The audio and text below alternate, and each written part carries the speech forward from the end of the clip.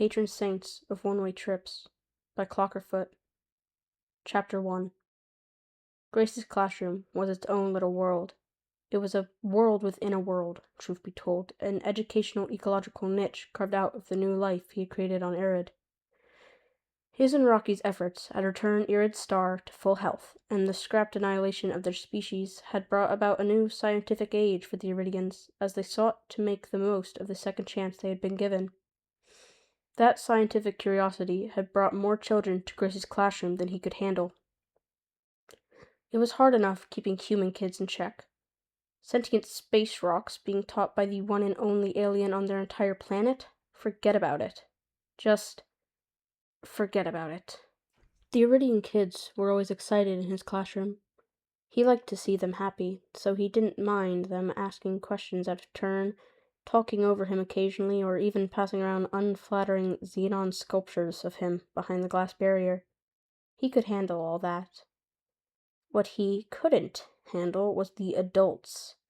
Parents and passers-by just happening to drop by in the middle of his class, as Grace and his dome were, even now, still a curiosity to many of the Iridians, and subsequently shattering his fragile control of the classroom. His lifespan was pretty short in comparison to the Iridians, and he wanted to spend as much time as possible actually teaching the kids before he grew too old. Fending off their parents was a waste of his limited days. So, Grace had instated a very firm rule over the last few years. When class was in session, there were to be no external interruptions. None. Zero.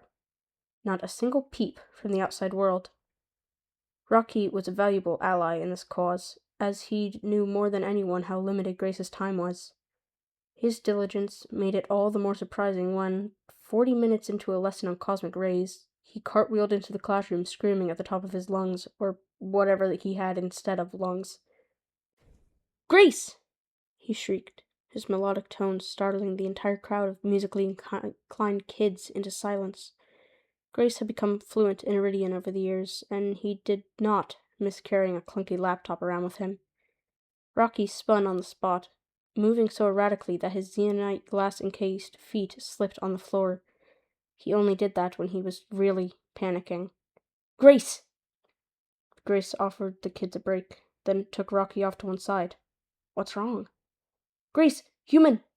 "Yeah, bud, I know, we established that pretty early on. Grace human, Rocky Iridian." "Not Grace, idiot! Another human!" "Have you been watching my old tapes again?" Grace had shared the Hail Mary's entire collection of media with Rocky and Adrian, much to their delight.